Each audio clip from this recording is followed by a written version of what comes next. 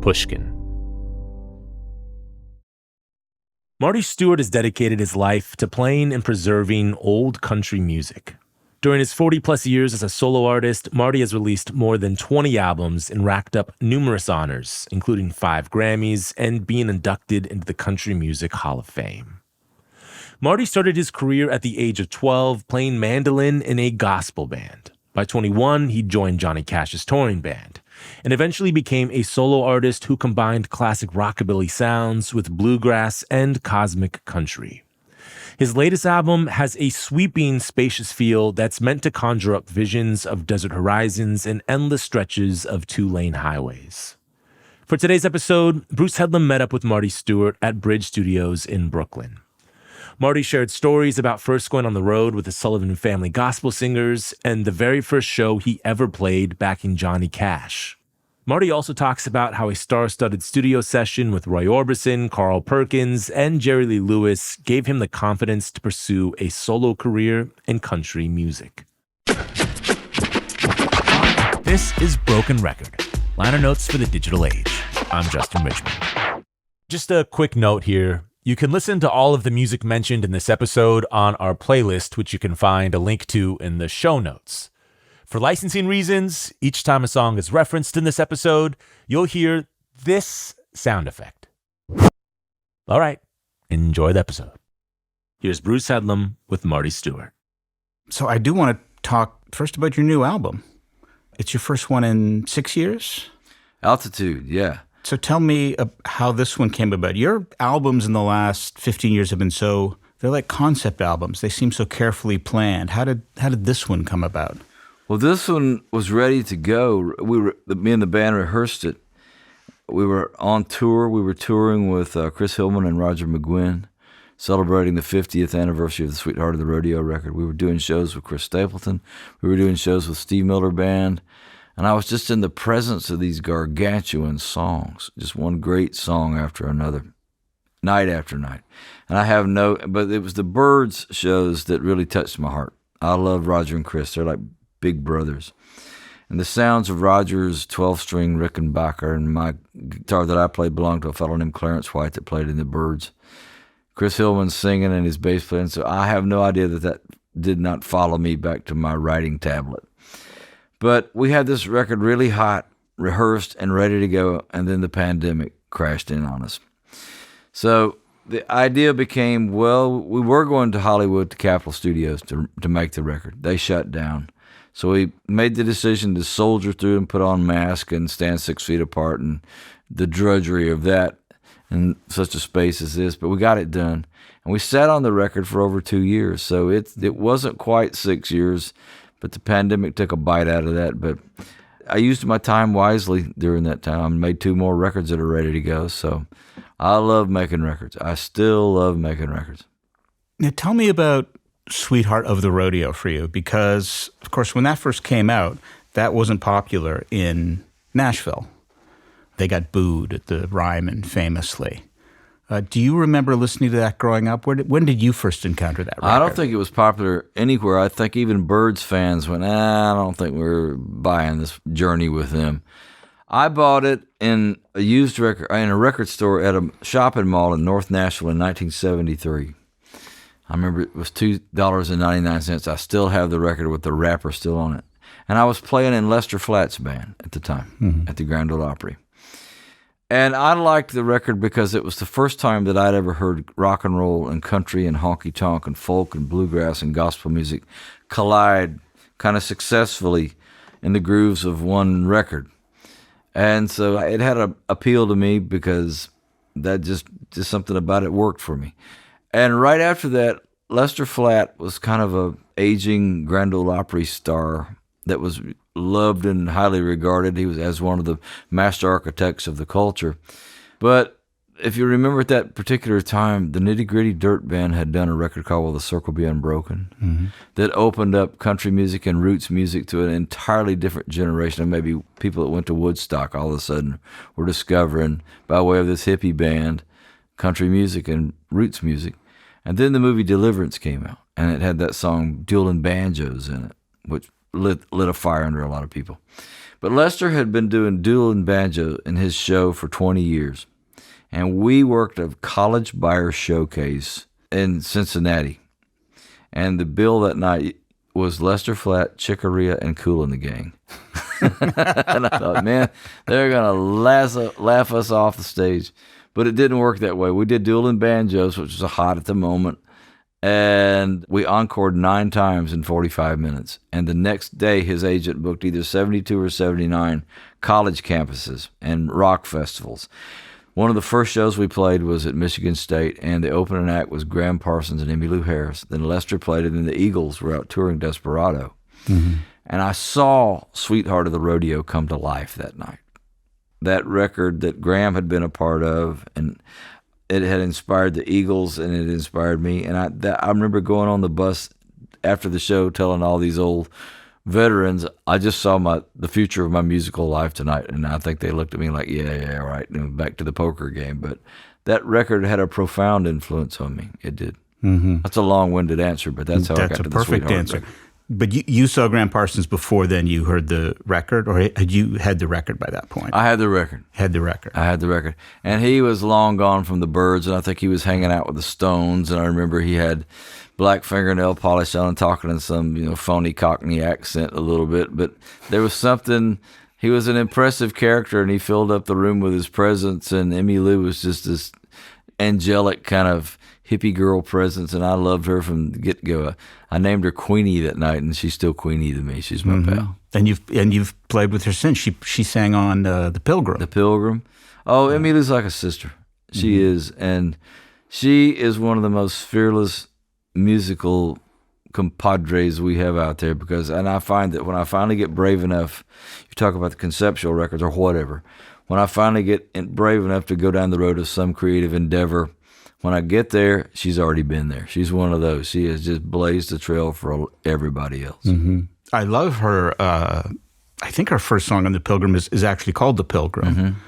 And it's a very different sound for her. It's very commanding and a little operatic in a way that you don't associate with her singing. It's almost as if she were standing in a cathedral addressing the congregation. Yeah. And she really, of course, pulls it off because she's Emmylou Harris. She's Queenie. What was the thinking going on in this album then? Were you had these the Sweetheart of the Rodeo songs in your head?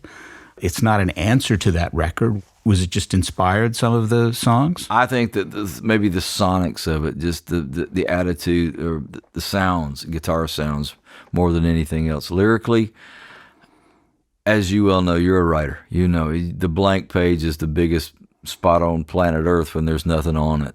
Mm-hmm. And songs just kind of come down from the sky. And all of a sudden, I probably left 15 songs behind, but there was a collection of songs that seemed to hold together. And I don't know that there was an exact theme that ran through this record, but it was just a vibe more than a theme. But I think lyrically, it holds up okay. Mm-hmm. And the sound is beautiful. Thank you. But a lot of your records sound beautiful, and I mean this is the highest compliment. They sound like records. They sound like great records. You can hear the studio. When the drums come in the first track, they sound like real drums. It's nice to hear. Yeah. And I tell you, I'm surrounded by 4 guys on stage and an engineer named Mick Conley. We are tone freaks. We will go to the ends of the earth searching for yet a better tone. And I think the thing that's missing in a lot of records these days is air. The room is supposed to be a band member and a voice. And just understanding air and space in records makes a whole lot of difference sometimes. It took me a long time to get there. And less is sometimes a whole lot more. How do you do that? Is it peeling away tracks? Is it listening to the room?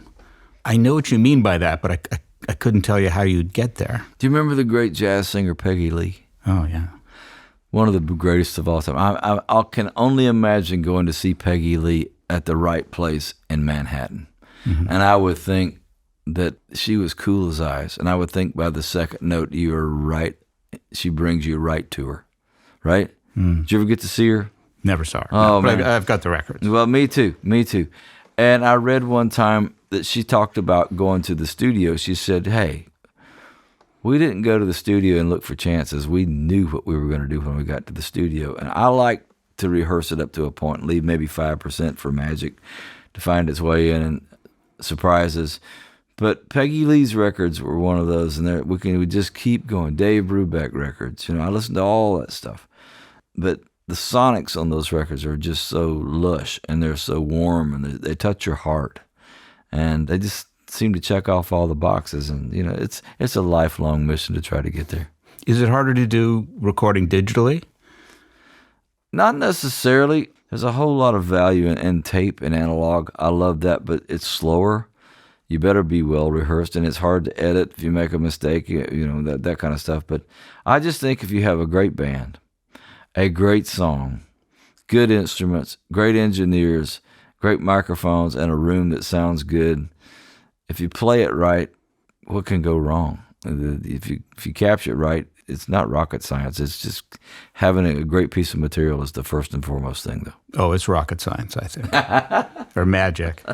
What was the room? Where did you record this? We recorded this at East Irish Sound, which is the old House of Blues studio in Nashville, which, the room we're sitting in right now, it has a music vibe to me. This is a creative box. And so many studios are gorgeous, and they cost a gajillion dollars. And they're stiff and they're sterile, but I love rooms like this that are just a little bit funky, that invite you in and say, come on, show me what you got. This was an old bean sprout factory. Was it? Initially, yeah. This was a Chinese part of town. How about that? So they grew, because you can grow bean sprouts in the dark. So they would have these big pools with bean sprouts growing out. That's awesome. So, yeah. Well, you go back to rooms like Sun Records in Memphis. It's, half the size of this room probably. But there's something magic in those walls. The little studio down in Muscle Shoals where they made so many great records. Studio B in Nashville. It's just a cinder block building that was built for $30,000, but it still sounds better than everybody else's $20 million rooms for some reason. There's just some rooms can't be explained. You do sound like Paul Simon, because he was obsessed with the slapback in the Sun studio. And he would play it for us and say, there are no drums on this record. I know it sounds like there is, but there isn't. So, my friend Cowboy Jack Clement was the engineer down there for many years, and he talked about when they would put out a record and it didn't sell. Of course, they would return it to Sun, and all of a sudden, he says there just kept becoming this growing number of boxes along the walls of returned records, and the studio kept getting smaller and smaller. And one day Sam Phillips came and said, "Get those out of here." And when he did, it changed the sound. I said, "Get them back in here, whatever it takes." People often talk about the Beatles' influence on you. I don't know if you've ever really spoken about it, but you can certainly hear it in certainly a lot of your older songs. Were they an influence growing up for you? No. That's interesting. That's really strange. I was a really, really late Beatles bloomer. You couldn't avoid it because they, ruled the planet. But in the early 60s, when they were taking off, the first 3 records I ever owned was Meet the Beatles, The Fabulous Johnny Cash, and Flatt and Scruggs' Greatest Hits. And the Beatles entertained my feet. The other 2 entertained my heart. And I gave my Beatles record away. Wow. And I always liked their songs, but I never went deep.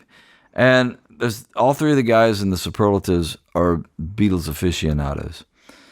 And so they kind of drew me in the last 4 or 5 years, actually. Is that right? Actually. And I started listening to the Beatles channel on satellite radio, and what I noticed immediately was the quality of the songs, just the power and the timelessness of the songs.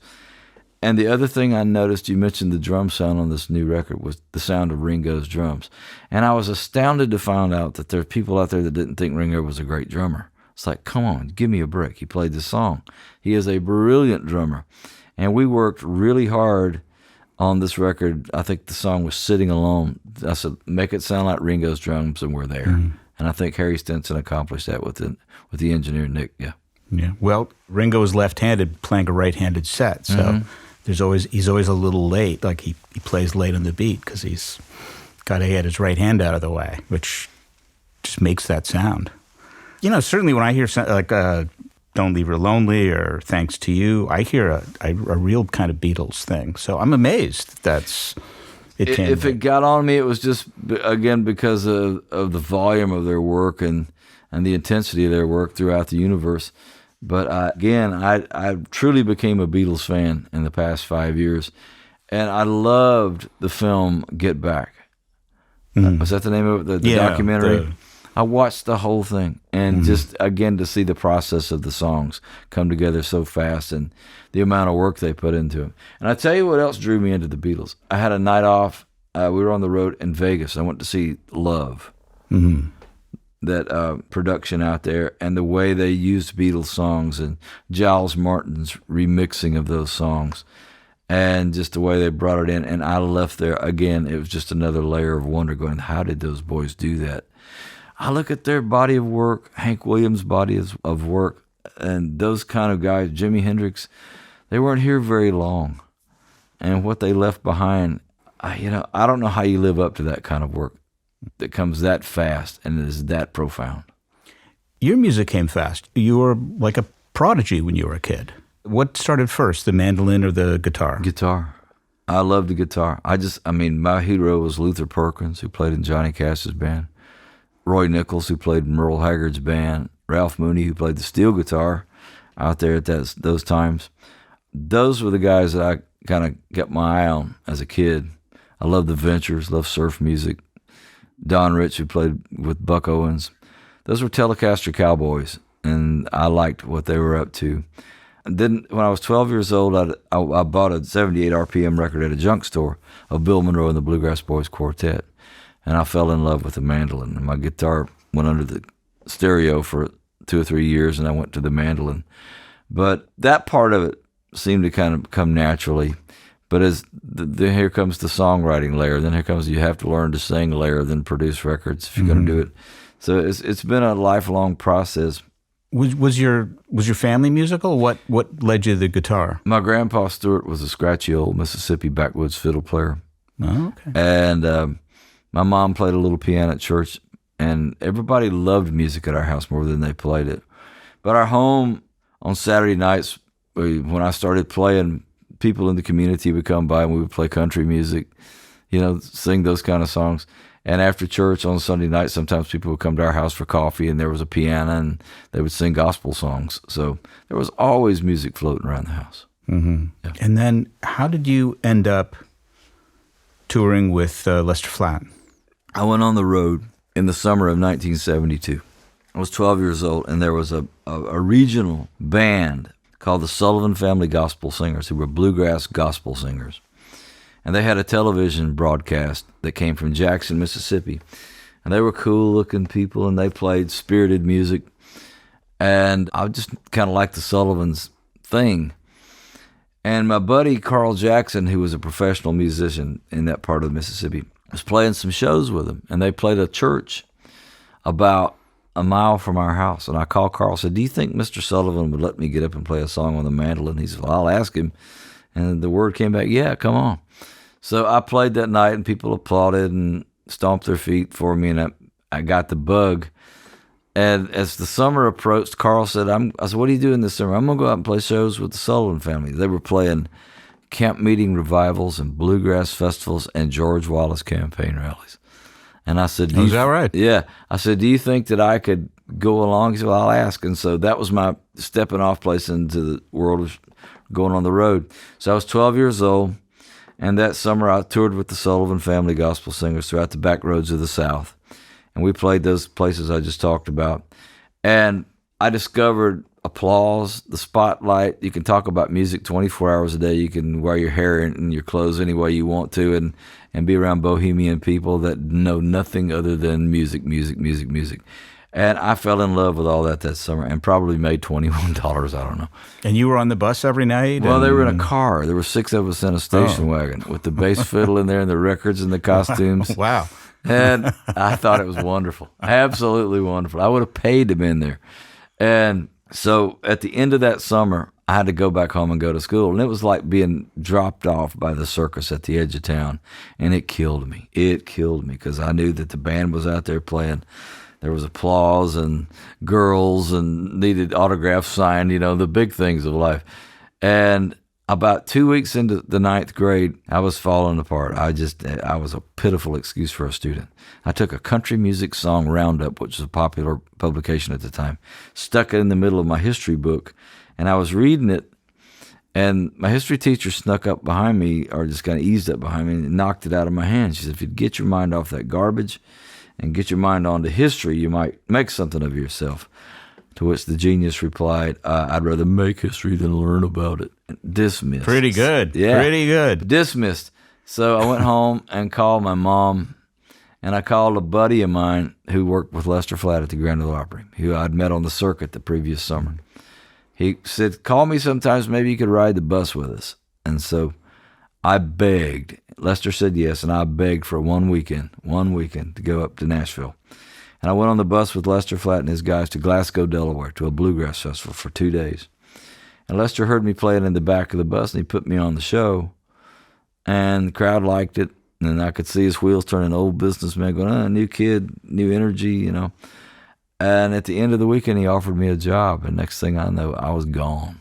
That was it. That was it. That was that day in history class, your last day of school? Mm-hmm. I was supposed to take a correspondence course, which was pretty useless. Mm-hmm. So I've since become a Rhodes Scholar, Bruce. What were you playing? Were you soloing back then on the mandolin? Were you singing? I was playing mandolin and guitar. I played guitar because Roland White played the mandolin, and they would hand me the mandolin and feature me on a couple of tunes. And I think what sealed the deal is Lester played at the Grand Ole Opry, and I begged my parents to let me stay one more weekend, and Lester said I could play at the Grand Ole Opry with him. He had offered me this job, and they were going, no, you have to come back and go to school. But no self-respecting family in the South would deny their child a place on the Grand Ole Opry, you know. So they let me play, and at the end of the song, the crowd just kept applauding and just kept applauding. And I thought I'd done something wrong, and I looked at Lester. I said, what do? He said, do it again. And so we encored. And my family met with him the next weekend, and they worked out all the arrangements, and I went to work. Man, what kind of guy was he? Lester was like a country preacher, perhaps. He was cool as Miles Davis, laid back. Again, one of the master architects of the whole culture, one of the pioneers of it all. He'd been there, seen it, done it all. And I don't think my mom and dad would have let me go on the road with a metal band, but with him, it was a different set of circumstances. And he and his wife welcomed me into their home because my folks still lived in Mississippi, and continued to do so for a couple of years. And they made me feel welcome, and I was looked after and taken care of. And, you know, business was business. Money went back home to my mom. I got to keep a little bit every week to buy records and eat with, but that was, you know, it was a structured deal. Mm-hmm. He taught me the business of the music business. What'd you learn about the business? He and Earl Scruggs, when they were partners, and you have to remember, this is at a time when the country music industry was playing in schoolhouses and fairgrounds and, you know, Grange halls and civic auditoriums. There was none of this stuff that's happening now. There was nothing corporate about the country music world. It was an industry by all means, and it was a well-organized industry, but it was a mom-and-pop industry. But Lester was one of those guys that taught me, if I owe you a nickel, you know, you pay me. But if he owes me a nickel, he's going to come across town to give it too. He gave me a great piece of advice on the day he hired me. He said, it's not about coming to this town or anybody's town and being the most popular person and taking all the money and all the awards and being forgotten in 2 years. He said, what you really want to work on is being welcome every January the 1st and being a part of the whole story. I went, yes, sir. And I knew what he was talking about. But whether it was money or that kind of advice or just how to run a show, how to make records, whatever, Lester was at the forefront of a lot of that thing. And he was just one of it. I would think it would be a little luck hanging out with Louis Armstrong. He could tell you about anything you needed to know from a hard-earned perspective. Yeah. Did he ever talk about his days with Earl Scruggs? All the time. All the time. They had a bitter breakup in 1969. And Lester was one of those guys that when he told a story, it was word for word. If he told it 40 times, I go, here comes the comma, here comes the next word. He told it verbatim, so you could hang your hat on it. And I knew that he and Earl, just creative differences, it had run its course. They had been partners since the 40s. They started together in Bill Monroe's band, and they emerged from there and became Flatt and Scruggs, arguably the most successful bluegrass duo in history, and set all the standards that we still follow. But the times ran their course. But I knew that they were basically the same guy in a lot of ways. I knew that they had helped invent each other's persona. I knew that they had helped write the rules to show business. I knew there was a lot in common. And Lester got sick when he was 63, 60. He died when he was 64. And Bob Dylan came through town. I went to see him, and he said, "Did Lester and Earl ever talk anymore?" I went, "They're always going to get around to it, but that never quite happens." And Bob said, "That's sad. Abbott and Costello were that way. The little fat guy was going to go see the other guy, and it never happened." And this feeling came, and Lester was in the hospital. And this feeling came up in my stomach when Bob said that, and I said, "I got to go." I went outside to a payphone, and I got Earl Scruggs' number, and I did not know Earl Scruggs. I had never met him. It was the other camp. It was the enemy camp, right? But I called, and Earl's wife, Louise, who was the manager and a really cold, act on the telephone. I said, "Louise, this is Marty Stuart. I'd like to talk to Earl." "What about?" I said, "It's personal." Earl came on the phone. I said, "Earl, this is Marty Stuart." He said, "I know who you are." He said, "I like your playing. I listened to you." I went, "Thank you, sir." I said, "I really need to come talk to you." So I left Bob's show and went out to see Earl and Louise, and it was like sitting in a museum because they were just sitting there viewing a painting. And I said, "Lester's dying." I said, "I don't know that he'll make it through the weekend." I said, "I think the last thing in this world that needs to happen is for him to leave this earth without you guys saying bye." And I was shaking I was scared. How old were you? I was maybe 17, 18. Wow. And I was shaking. I was shaking. And I said, "If you need the halls cleared, I'll go to work on it, whatever you need." I said, "But if you would see fit to go see him, I think it's great." He said, "I'll think about it." And I wrote down the room number. And Lester's band, we had to go out and play 3 concerts that the promoter wouldn't let us out of. We went as Lester's band. So when we pulled back in the parking lot, Lester's manager was standing there waiting on the bus 3 days later, and he had tears in his eyes. He said, "But Earl went and saw Lester." And they settled up on the way out. And so that was a good story. That was a good ending to that story. I'm glad I got to be a small part of that. That's a great story. After that, you played with a couple of people. You played with Vassar Clemens, who's this sort of fascinating character. Can you tell me a little bit about him? I fell in love with Vassar by way of that Nitty Gritty Dirt Band record, Circle Be Unbroken, Volume 1. He just played this bluesy style of fiddle that I had never heard before. And coming from Mississippi, everything starts with the blues. And he put the blues and bluegrass to me. Very soulful. And I met him, and he was easy to hang out with. But Vassar was off into this. He'd been playing some with the Grateful Dead. He'd been playing some with the Circle record made him a star with all these, younger bands and cool bands, and anybody would welcome Vassar to come hang out and play with him. But he had this country jazz fusion thing going, and I wanted to get away from bluegrass and started spreading my wings. And so, but Vassar still understood bluegrass because that's where he came from. So I bought an electric guitar and did not know how to play it, but he gave me a job. I don't know why, but I worked with him for a few minutes, and we crossed paths with Doc and Merle Watson on the road that summer. And I asked Merle Watson if I could come hang out, so I worked with them for a while. You sold your electric guitar? No, I kept it, and still went back under the stereo. That's where it always goes. Then Johnny Cash's gig came along. So those really, Lester and Johnny Cash are the only 2 steady gigs I ever had, which goes back to the first 2 records I ever owned. And how did that come about with Johnny Cash? I had 1 day left with Doc and Merle Watson. We were in Cedar Rapids, Iowa. It was a 2-show day. And I went back to the hotel, and I had no idea after I flew back to Nashville where I was going to head, what I was going to do. There was a guitar player, great guy named Lonnie Mack, had called me about maybe talking to him. And I said, yeah. And I was flirting with going to California to see if Bob Dylan would hire me as a band member. And all those were just blue sky deals. But I went back to the hotel after the first show in Cedar Rapids. And remember when hotel phones had red lights on them, like there was a message at the front desk, and it was from my mom. And she said, Johnny Cash's guitar player, Bob Wooten, is looking for you. And I had met John a few weeks previous to that at Cowboy Jack Clement's studio. A buddy of mine had built him a guitar, and I kept up with the progress of the guitar and went with him to deliver it, just to meet my old hero. And so we hit it off. John and I absolutely hit it off. That first handshake, he just kept shaking my hand. He'd go, where you been? I went, getting ready. He said, where are you from? I went, Mississippi. When I thought so.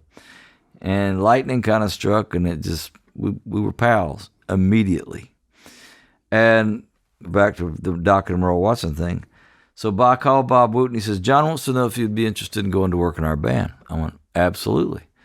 I said, when are you thinking about me starting? He went, how about tomorrow? He said, where are you? I went, Cedar Rapids, Iowa. I said, where are you guys? He went, Des Moines, Iowa. So it was a 2-hour rental car ride. And I went over there to the hotel, showed up. He said, we have a matinee show. So I'm going to the lobby, and Bob Wooten met me, got me settled in. He said, we leave here, 1 o'clock or whatever the deal was. I went and sat down in the restaurant, and the maitre d' came and said, Mr. Cash is on the phone for you.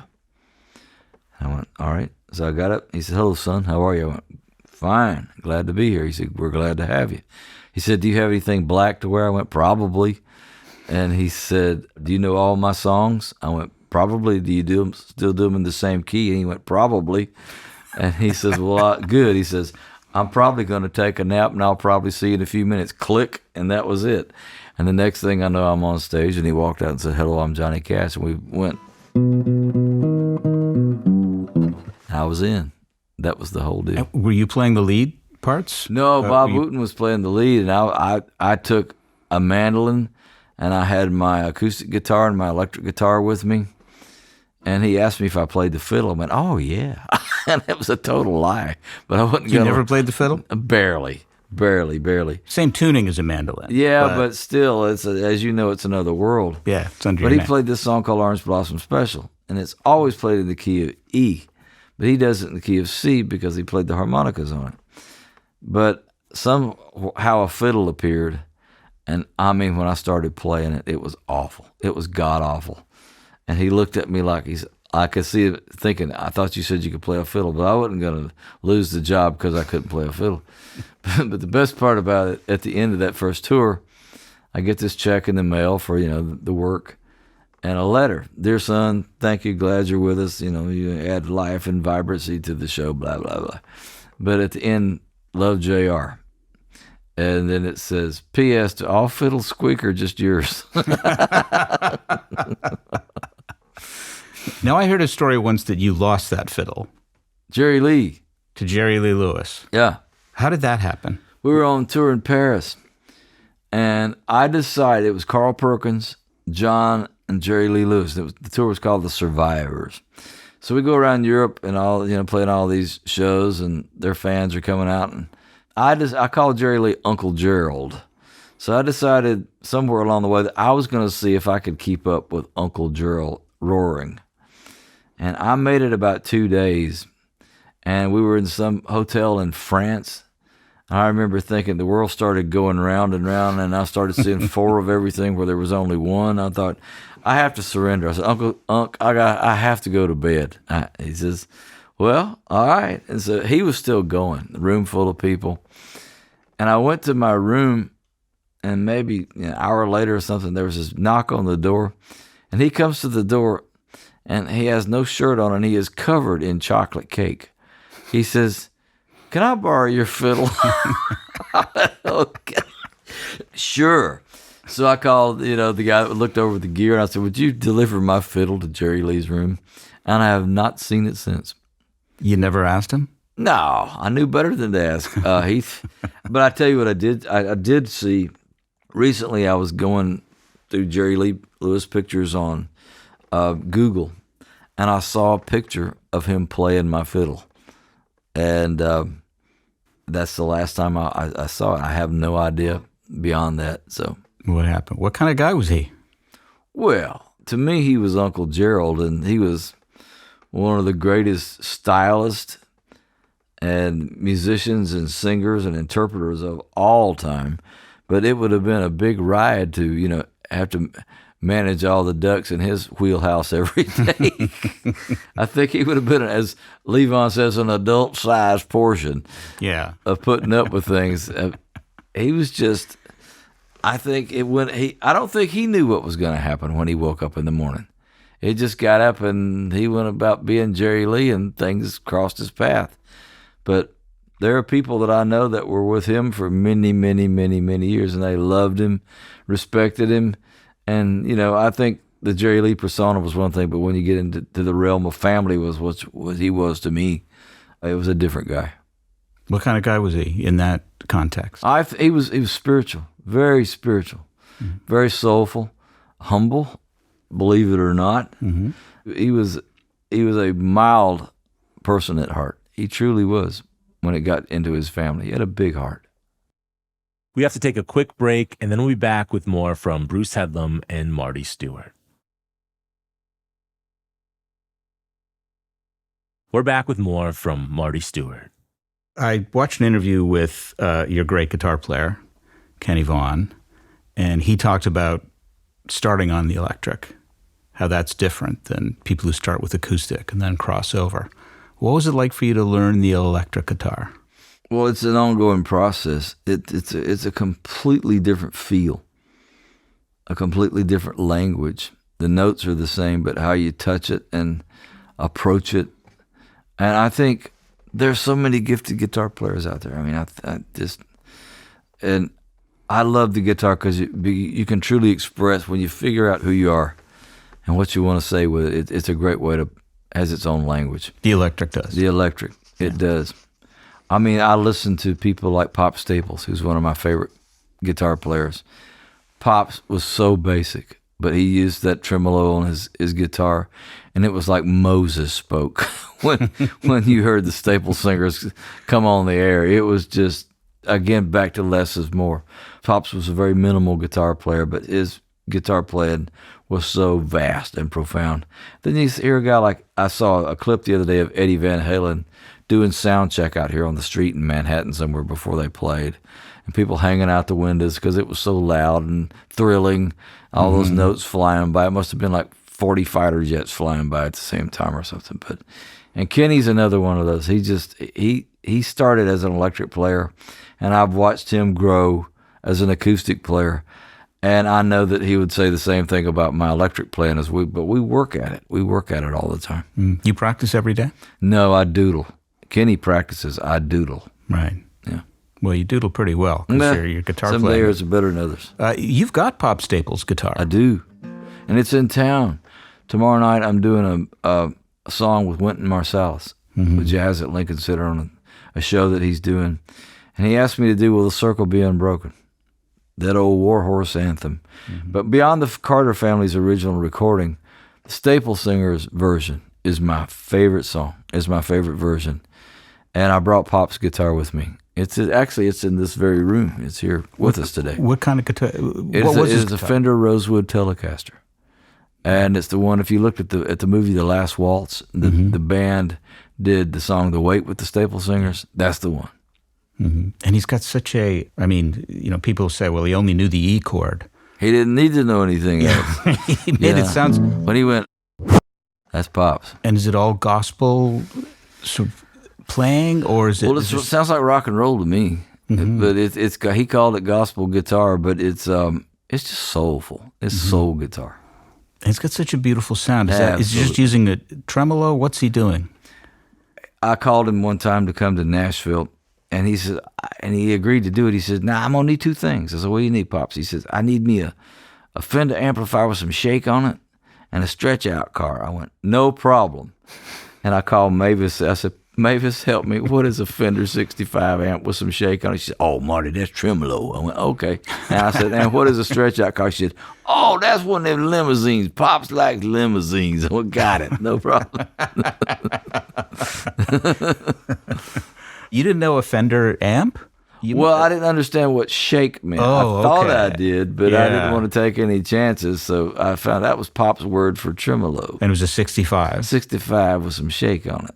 Uh-huh. Wow. Okay. Did it sound good? Oh, of course it did. Pops was one of those guys who could play 40 guitars and 40 different amps, but they all sounded the same. It was in his hands. Mm-hmm. Are you that kind of player? I don't think so. Not to that level, no. Mm-hmm.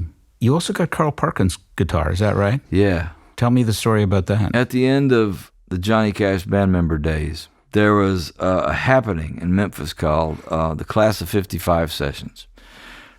Record producer named Chips Moman was trying to light a fire under Memphis. Memphis was trying to reestablish itself and freshen its image up and step out in the 80s. And so Chips put together this series of recording sessions with Carl Perkins, Johnny Cash, Roy Orbison, and Jerry Lee.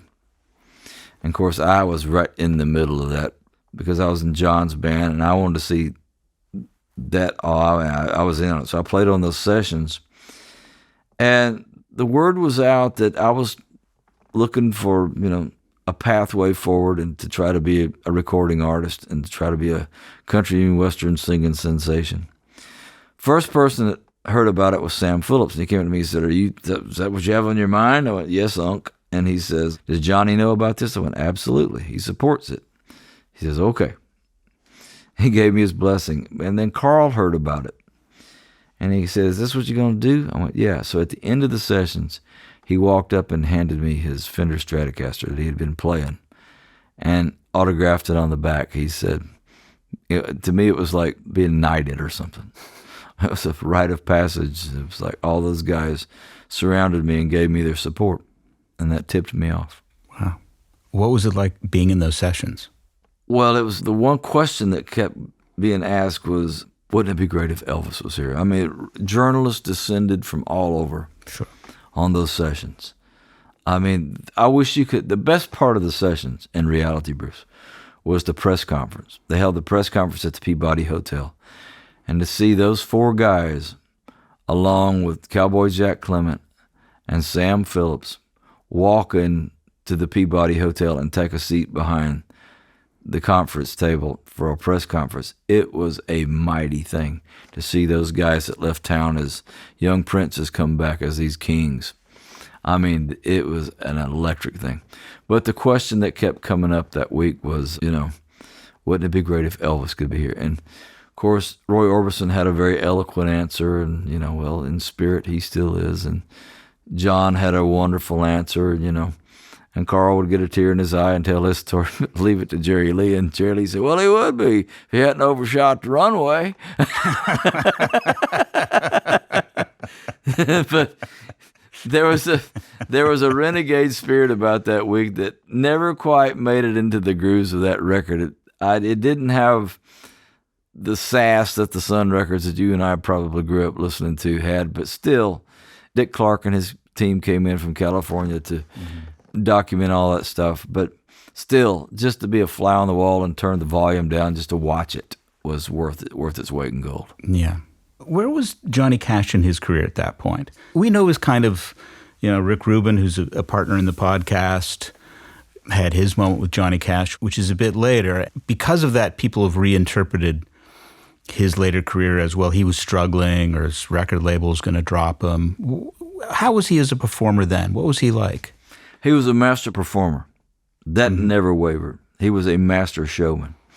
And he was a man of integrity. He left this earth looking for one more song. Those things never varied. What I was taken by on the first night in Des Moines, Iowa, the Johnny Cash that I adored as a kid and that became my hero was the guy that made the Folsom Prison record, and the guy that defied authority, and the guy that made the Bitter Tears record to bring light to the Native American plight. the San Quentin record, all those edgy things, the concept records that he did, Ballads of the True West, Johnny Cash Visits the Holy Land. You never knew what he was going to do next, and it was so interesting. But the night of Des Moines, Iowa, when I signed on and went to the hotel that night, I had to have a talk with myself because I really had not seen his concert since 1970 when I was a kid. And I thought, I think I just signed on to the Lawrence Welk Show. It was a really broad family atmosphere. Mm-hmm. The guy that was my hero from those records past, he was down in there somewhere, but I didn't see much evidence of him. But I still, even his Spare Change was better than most everybody else's stuff. Yeah. And I knew that it was the best opportunity that I ever had in my life, and I knew that I was going to go ahead and go for this and take it hook, line, and sinker. But I was really surprised at how mild it had become. He was Patriot Cash. He could still fill up performing arts centers. He could still fill up state fairs, grandstands, but that edgy guy was gone. And I didn't see that edgy guy until we went to Europe the first time. He still did a lot of business in Europe. But in Europe, I went, okay, I see there's another wave out there somewhere for John R. Cash. Because it was kids. He was still a pop star over there. And it was these rockabillys and tattooed kids and punks, along with the servicemen who were a long way from home and the audience that had grown up with him since the 50s. There was an edge to that audience, and I thought, one of these days that's going to make it back to the States. But we would go back over there, and I could see what was coming. And from day one, I went in as an advocate of we need to go back to the original sound. I went to him one day and said, you need to fire me. You don't need me. You don't need two horn players. You don't need a synthesizer player. You don't need a piano on stage. You need you and three guys on stage.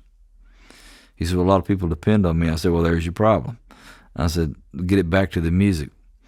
And I think it hurt his feelings and took him back a little bit, but I was always honest about that. And I'd go, I don't need to play on this. But one day, long after I had left his band, I went out with his blessing and got started, had a false start, and got my band started. We started having hits. And things started going in the right direction for me. But he called me and said, can you come out to the House of Cash in the morning? I said, yeah. So I went out there, and he opened up a little 6.5-ounce bottle of Coca-Cola and set it in front of me. He said, don't talk to me for 21.5 minutes. I went, all right. And he sang me 10 or 12 songs, just him and his guitar. And when he got through, I could tell he was kind of looked at me like, what do you think? I said, what did I just hear? He said, my new album. I said, you mean just you and your guitar? He said, yeah, what do you think? I said, I think it's brilliant. It goes beyond what you've ever done, and you're the best storyteller that's ever lived. You and a guitar and a 3-minute song that says the right thing. Nobody can deny that and walk away from it unchanged. And then he told me about Rick Rubin and what he was up to, and I went, absolutely brilliant, absolutely brilliant. Well, you have some story songs, and you've had some story albums. Is there something you could get from the way, other than he was Johnny Cash? How did he tell that story? How did he pull people in so well? In his case, I think it was they trusted the messenger. We all trusted the messenger. Hank Williams had that. Merle Haggard had that. There's Bruce Springsteen has it. When Bob Dylan wants to, he's, one of the greatest that ever was at it. That's part of the fan artist dance, is finding somebody you trust with your heart. Mm.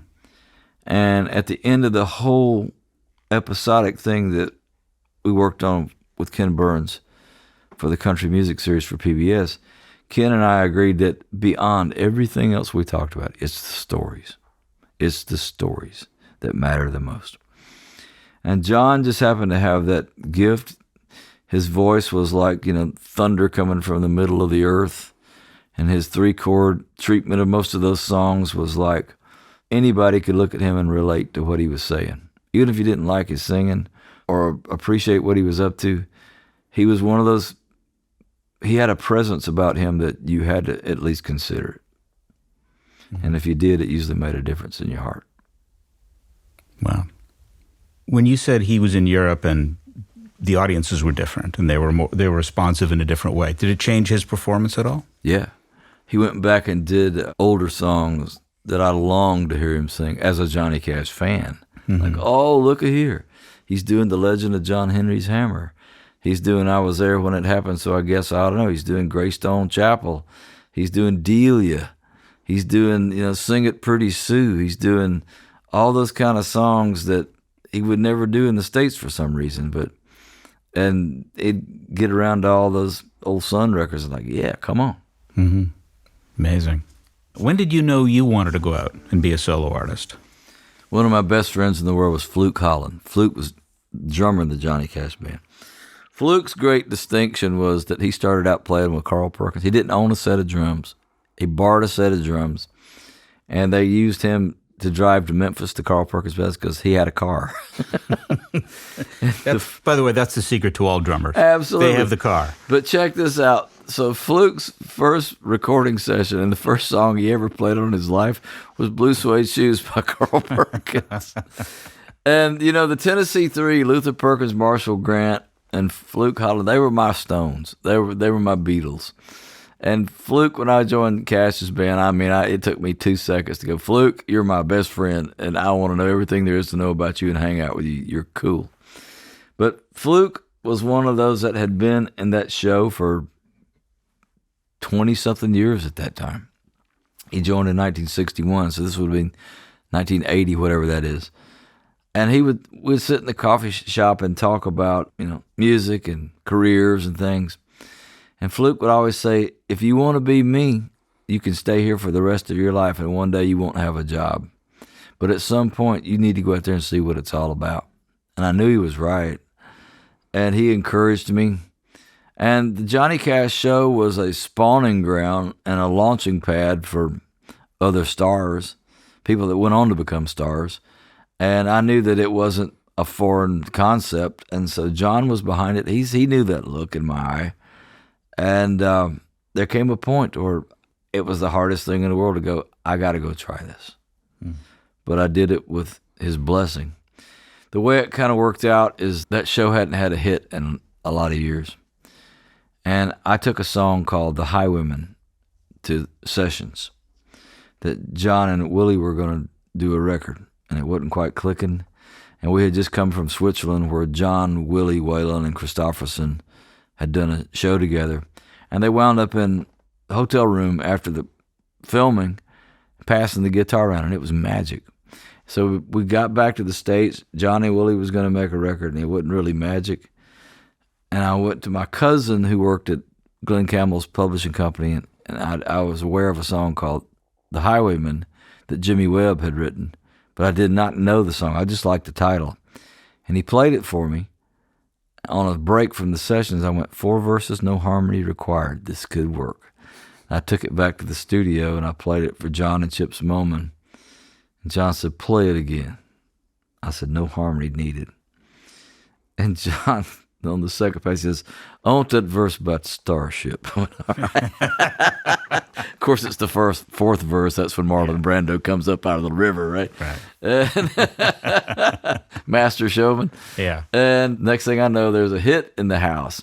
Well, Columbia Records took notice, and John was very adamant about pointing me out to the Columbia record people. This is the kid that brought that song.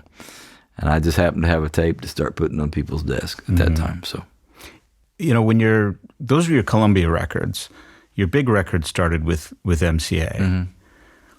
And it seemed as though you came out and Dwight Yoakam and some other people, but your sound sounded like you've been thinking about this your whole life.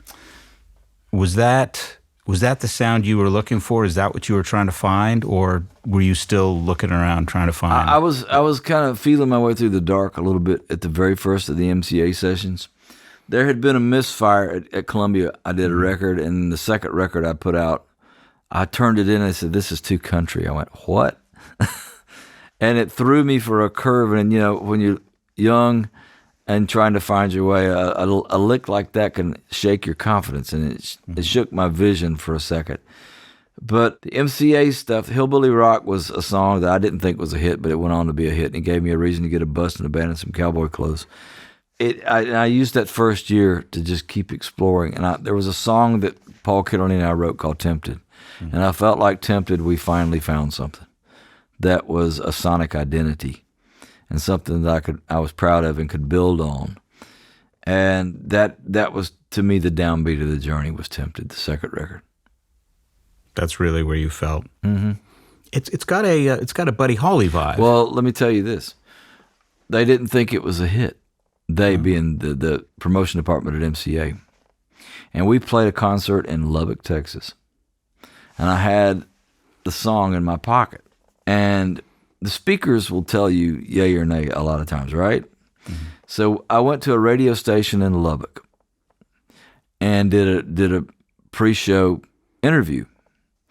And on the way out of the room, the DJ was cool. I said, "Would you do me a favor?" I said, "My record, I have a song in my pocket that I think is a hit. That is a little bit, I can feel Buddy Holly and Roy Orbison and me and all of us in there." I said, "Would you play it so I could listen to it on the way back to the hotel?" He said, "Sure, no problem." And the DJ played the song, and I turned it up really loud in the vehicle I was in, and it sounded like a hit, and I knew it was a hit. And at the end of it, the DJ said, "I think that song would make Buddy Holly proud." And I thought, I'm going to go fight for this song, and I'm glad I did. Wow. What was it like working for MCA or any record company then? You must have, you grew up with these guys like Johnny Cash who seemed like such rebels, who seemed to be doing what they wanted, or at least had somebody like Sam Phillips who was as hard-headed and as rebellious as they are. Are you sitting in a boardroom and you've got somebody from marketing saying, "We don't think it's a hit"? I think there's always been that at record labels, but MCA in the early 90s in Nashville was run by Bruce Hinton and Tony Brown. And Bruce was a guy that had as a young executive, had worked under a fellow named Goddard Lieberson here in New York City. Mm-hmm. And Goddardson, in my mind, is still the coolest record guy that ever lived, because he would sign Flatt and Scruggs, but he'd also work with Dave Brubeck and all, and then he'd do a Broadway show, and he just was a world-class musical citizen and cool. I think he was jazz cool in his heart. But Goddardson understood. And so Bruce Hinton brought a lot of that with him. And Tony Brown, the A&R guy, had trained with the Oak Ridge Boys and gospel quartets. Then he got a job with Emmylou Harris. And then he played with Elvis. And then he stepped out and became a record guy. So you have these two extra cool guys running this label in Nashville. And for a moment in time, MCA Records was the spot on planet Earth to be. They were so cool. The doors were open. Creativity was pouring in. They had mainstream stars like George Strait and Reba McEntire.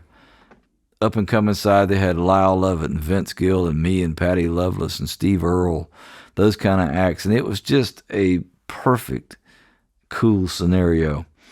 And it lasted for a long time. And then, as the country music world started becoming more corporate and more great, entities started buying up record labels. I think Seagram's bought that into things, and so everything changed.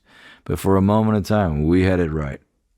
Mm-hmm. Country music always seems to be going through these ebbs and flows where it gets very corporate, and then suddenly, and it's you were considered a very traditional player. A lot of those people were. Lyle Lovett wasn't, but people sort of bring the older qualities of country music back. Well, it's funny to me because I started out going back to those first Columbia records. They were loud, they were rock and roll, and my job was to throw boxes of dynamite into audiences and to shake things up. And the further I got into it, I thought, no, let me turn around here and rethink this, because a lot of people started responding. But when it started clicking, Dwight Yoakam, Steve Earle, and myself, we were kind of at the forefront of taking it to a different place. And there was a thread of tradition in there, but there was still a fresh edge on it, I thought. Mm-hmm. But everything runs its course. When you look at country music now, what kind of state is country radio in now? Well, I don't hardly listen. I don't listen to country radio much. I listen to satellite radio. and I work inside a good band, and we're pretty good radio to listen to ourselves. But I think the thing that is amazing to me, that is absolutely amazing to me, is that people that you didn't know 2 years ago, 3 years ago, can fill up stadiums 2 nights in a row now with contemporary country music, and my hat's off to them. That is awesome. We need that end of things.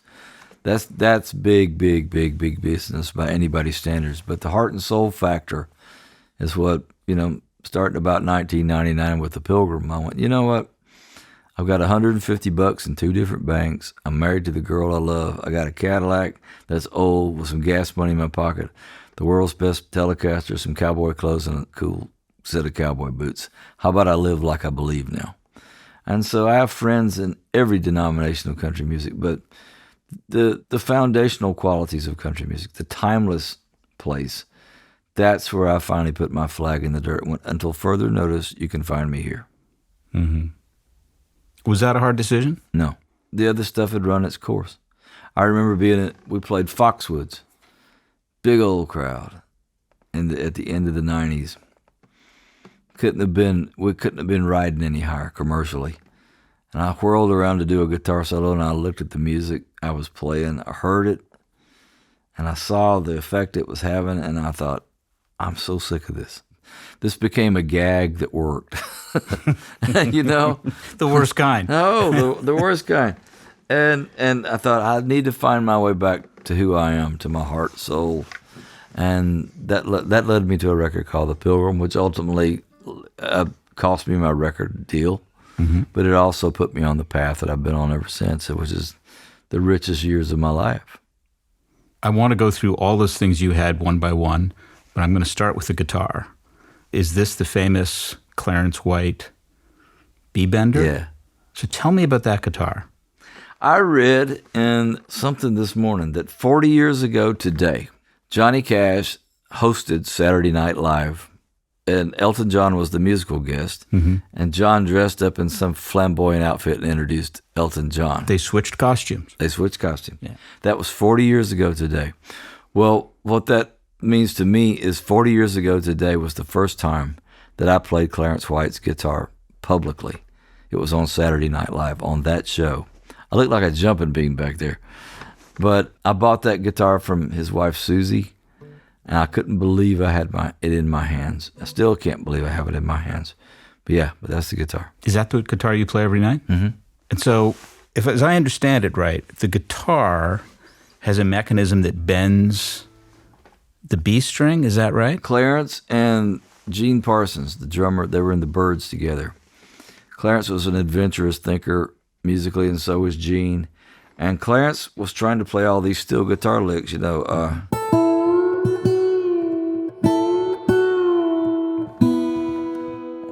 he said, why can't we come up with a device that if you pull down on the strap, it just raises it like a steel guitar pedal. So instead of doing it with your fingers, you pull down on the strap and it goes.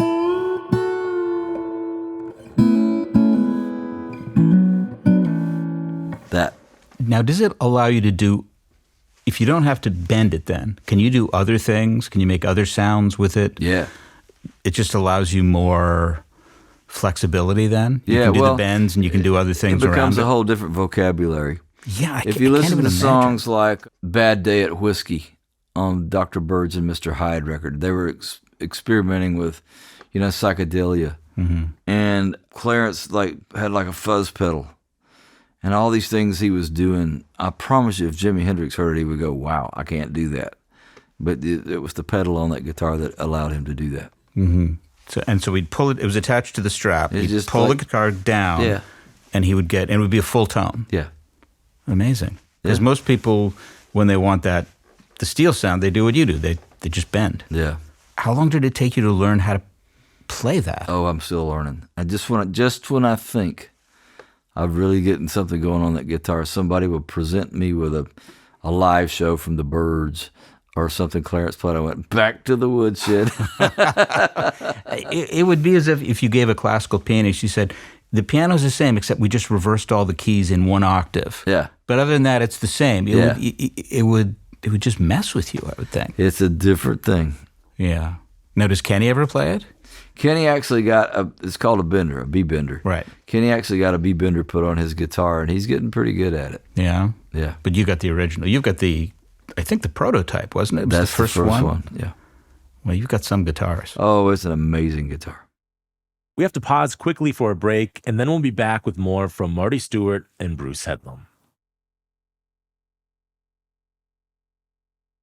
We're back with the rest of Bruce Headlam's conversation with Marty Stuart. So tell me about the Pilgrim then. Had you had it with Stardom? You'd had it with that, you'd run that race in Nashville? Back in the early 70s, probably the sweetest spot creatively that I've ever known in Nashville was the early 1970s. And the only comparison I think I could throw out is must have been like Paris in the 20s. The old world of country music was kind of fading away, and the outlaw movement was taking place. Willie and Waylon and all those great writers that came around. There was a street called Elliston Place in Nashville, and you were either kind of the old Opry crowd or a part of this new world order that was kind of setting the woods on fire. But due to my age and the way I looked and what I thought about, as soon as I get through with the Grand Ole Opry, I'd change clothes and head to Elliston Place and hang out with the Outlaws. And so I saw into a different level of stardom there. I saw into a different level of creativity that wasn't offered, even as precious as that old Opry scene and those people were to me. Mm-hmm. So I just started dialing my way through that, thinking I'm going to be a star someday, and pretty much decided I'd do whatever it took to get there. And I remember taking a piece of my soul, literally, and putting it under a rock, going, I'll come back to this someday, who you really are. But just go out there by way of craft, ingenuity, and just perseverance and get it done, get the job done. Become a star-making machine. And so from the early 70s forward, till about that day in Foxwoods we talked about, that's the way I lived. And then one day I thought, I am so sick of this. I have enough money now that I can think the way I want to. I can breathe. And a friend of mine told me at about somewhere along the way during those days, he said, you're getting to the age now, you should never sign up for anything you don't believe in anymore. You got to probably stand by what you believe in. And in my heart of hearts, and I was fried. It was time to call time out and go to the woods.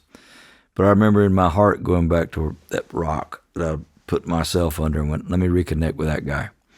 And the result of that was the Pilgrim. It was a return to heart and soul. Mm-hmm. And storytelling. And all of the classic themes, all of the timeless aspects of the music that I love. And it put me in the land of shadows. I was under the shadows of some mighty figures. Mm-hmm. Who were those figures that Hank inspired? Williams. On the Pilgrim, when I would write a song, I had an invisible committee in my mind. I thought if I had Johnny Cash and Merle Haggard and Jimmy Rogers, Lester Flatt, Bob Dylan, Tom Petty, and Hank Williams at the table, and I would sing this song to them without wincing, I know I have a song here. So they became my cloud of witnesses that I've kind of, again, carried around in my mind when I was making the Pilgrim, writing the songs. Mm-hmm. Were you all conscious of the group that Steve Earle had come out of Guy Clark and Townes Van Zandt? Was that part of your thinking, or it was older than that? A little different side of the street. Yeah. They were the Texas boys, and I'm a Mississippi boy, so I loved them, admired them, played music with them. Throw John Prine in that pile too. Mm-hmm. They wrote a little bit different kind of song than I was looking for at that time. But, we were all after them. Rodney Crowell, put him in there. Sure. But I was aware of them and respected the fire out of their work. But it was a different kind of song I was writing. Mm-hmm. And then it's almost as though you cast that album. You had different characters. Pam Tillis is on that record. We talked about Emmylou. George Jones sings on that record, doesn't he? Yeah. What was that? Had you known him before? Uh-huh. I saw the Pilgrim as basically my love letter to country music. I wanted to create a story that was told with the soundtrack of country music's past, present, and future, starting with the mountain sounds of Ralph Stanley, and that's as deep as you can go, to George Jones' honky-tonk sounds, Emmylou, to wind up in contemporary country music land with songs like Dragging Around These Chains of Love, with all these vignettes of people. I just saw it as an opera, and with people coming and going, vignettes. And it was a complicated process, but once I finally got it kind of sliced and diced, the biggest problem I had with that project was the ending. I couldn't come up with an ending. And I was in Austin one day, and I bought a piece of stained glass that I carried home on the bus with me and just stuck it in my basement. And one day I was in the basement when I was really trying to figure out this ending, and I saw words at the bottom of the glass, and I brushed it off, and it was a poem by Tennyson. Then move the trees, the copses nod.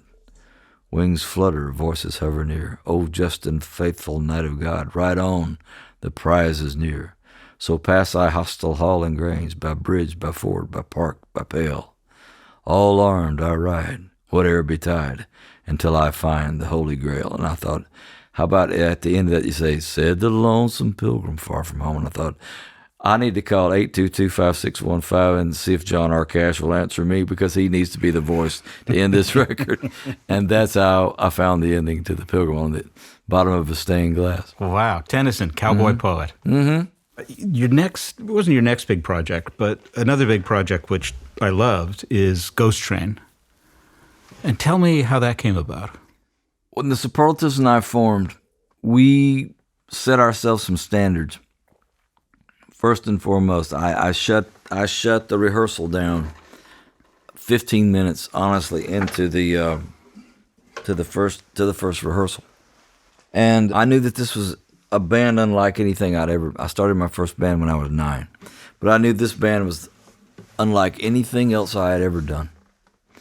And I thought, okay, we are musical missionaries or mercenaries, however you want to depend it. Well, this is bigger than chasing 3-minute songs that are disposable up and down Music Row. Let's take our case to the people. Let's figure out who we are out in the woods and then bring it back to town with us. And everybody jumped on board with us and said, if we believe in it, we'll pay to get there. If we don't, you can't afford us. We'll never play it. So with those lofty standards in mind, we didn't have very many people to book us. But we set forth. And I noticed, like, the first record was one more attempt at country radio. It was called Country Music on Columbia. Mm-hmm. Then I got an imprint deal, and we started doing records like Soul's Chapel, which was a tip of the hat to the vanishing sounds of Delta gospel music, staple singer style, Badlands, Ballads of the Lakota. We did a live record from the Ryman. But somewhere along the way, I remember saying, I feel like we're honored guests everywhere we go, but we still don't have our thing. We still don't have our mission statement. And one day, 3 words, traditional country music, the vanishing of the culture, came forth. I thought, man, we have 15 minutes left before Kitty Wells and Ray Price and Merle Haggard and all of their contemporaries are gone, so let's do something about it. I always admired the Stones. When the Stones got really popular, they shined the light back on Muddy Waters and Howlin' Wolf. Merle Haggard did that early in his career when he got white hot. He shined the light back on Bob Wills and Jimmy Rogers. With that in mind, and I just said, let's make a thing out of traditional country music. And I found us a deal on a TV network called RFD TV, and we did 156 episodes of a TV show that celebrated that culture and what was left of it. Since the show's been off the air, 43 people and counting have gone. But Ghost Train was one of the records that was in the dead center of that mission. It was taking lost and forgotten, overlooked sounds from Nashville's Studio B great days and writing new songs around them, and cutting a couple older songs. But it was about bringing Studio B back to life, where all those hits had been cut. Those sounds that had been disregarded due to the changing of times, which I knew were timeless. That became Studio B. That became Ghost Train, the Studio B sessions. Mm-hmm.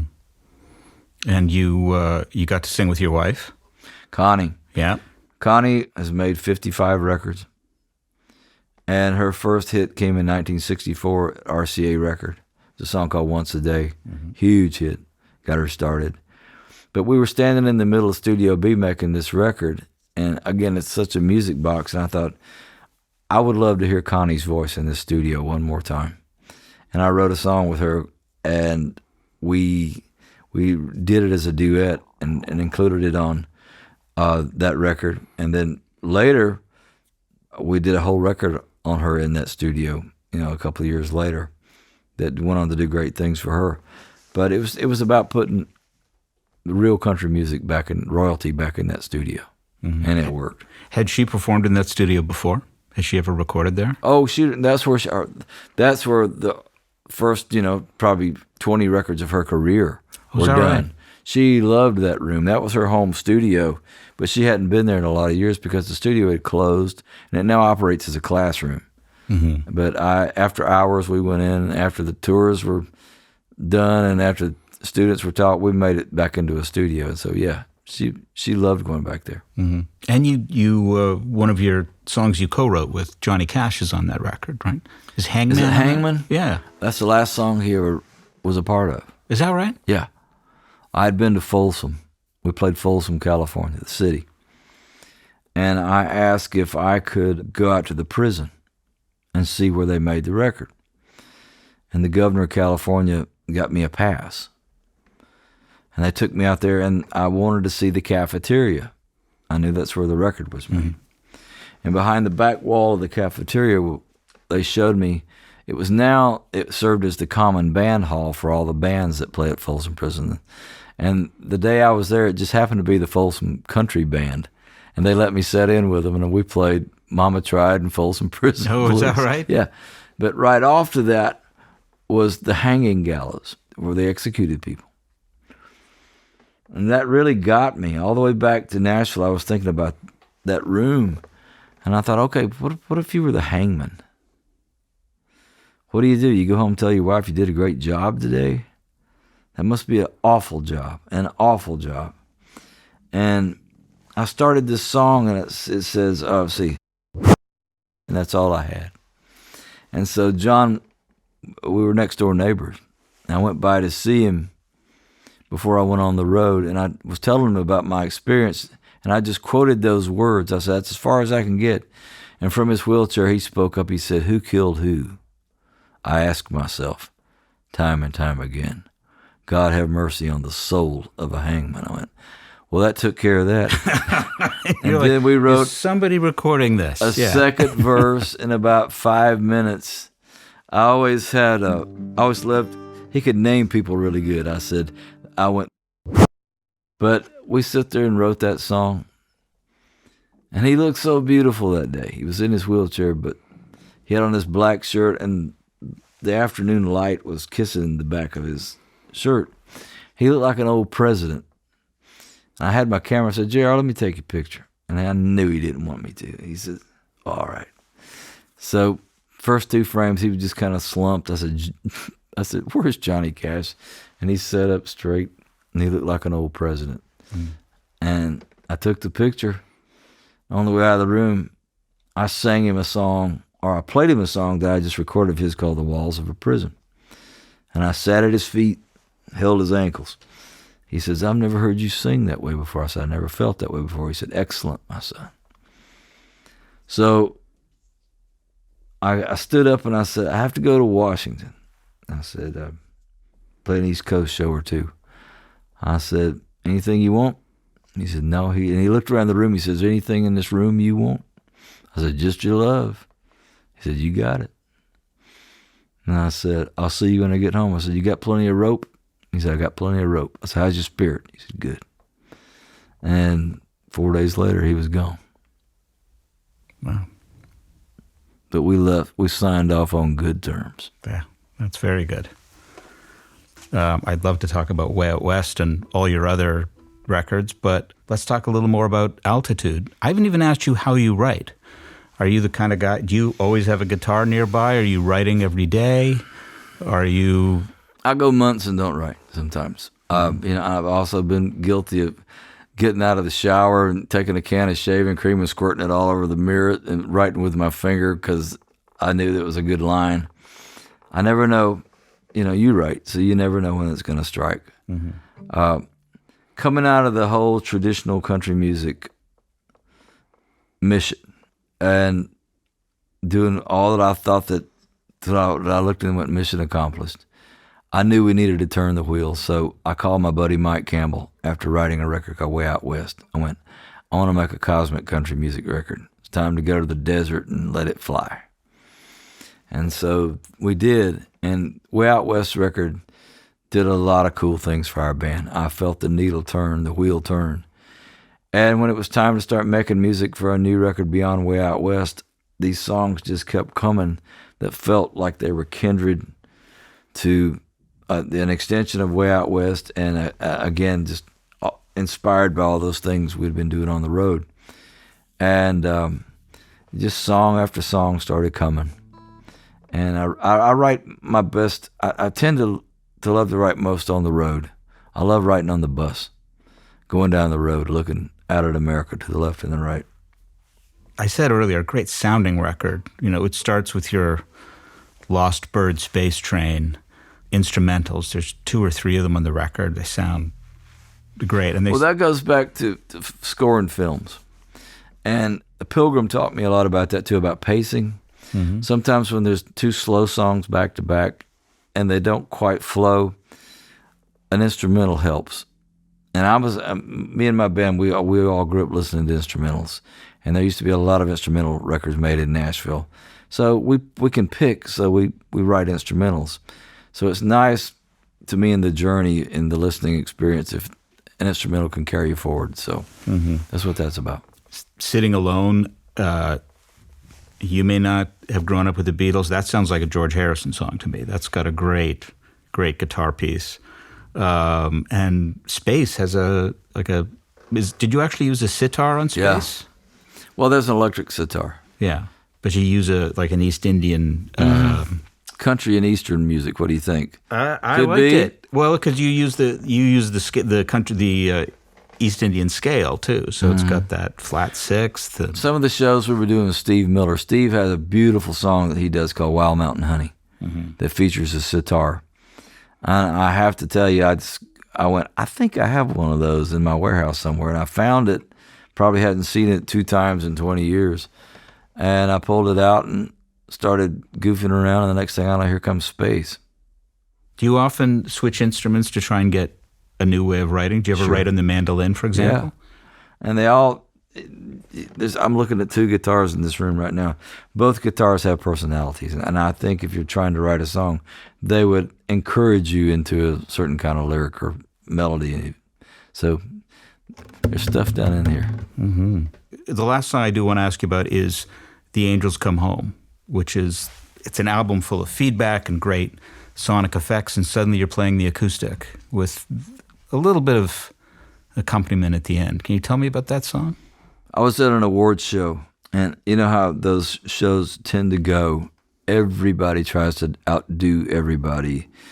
They will, if it's not pyrotechnics, it's a choir. It's just, it's all about the 3 minutes your artist gets and your act, you as an act you get. And I was at one of those, and I was just beat to death about, and it has nothing to do with music usually, And in the midst of all this, this singer-songwriter came out with a guitar wearing a flannel shirt and sang a song. And you could hear a pin drop in the room, and everybody's heart just melted. And it reminded me that the truth inside of a song, simply presented, unadorned, from the heart, has more power than everything else put together. And The Angels came down as one of those songs that I felt like, this whole record was about, swirling around in in the spirit world, or, cosmic this, cosmic that. And the spirit world probably is the most cosmic of all places. And the angels, if you believe in them, which I do, I know there's times in my life that I felt like I've had a hand in being rescued from dark moments and dark ways of life. And that song's probably the most autobiographical thing on the record. And I thought, well, back to the guy in the flannel shirt at the end of all the hoopla, come out and tell the truth, see what happens. Was there a particular time in your life that song was about, or just about the... Oh, good Lord. I was a rock and roll knucklehead lifestyle from about 1973 when Lester Flatt started playing hippie shows till I finally crashed and burned 2 or 3 times. I went, okay, it's time to grow up, deal with this, get sober, and do something about it. And that became a way of life for me about 20 years ago, and I've enjoyed every second of it since then. When I heard the song, it almost sounded like it was a song about death, though, that the angels were coming down for you. Well, when that time comes, we all have that in common. That will happen to each and every one of us. It's just fine with me if a herd of angels come, take me by the hand and lead me on. If you have to go. If you have to go. But I'm married to an angel, so there you go. All right. Well, it's already it's happening every day then. Yeah, you bet. Thank you so much. Bruce, thank you. Just a great treat and another great record. Thank you kindly. Yeah. Thanks for all you're doing. You're keeping the real stuff alive. I hope so. And thank you. Thanks to Marty Stuart for sharing all those great stories and memories from his illustrious career. You can hear all of our favorite Marty Stuart songs on a playlist at brokenrecordpodcast.com. You can follow us on Twitter at Broken Record.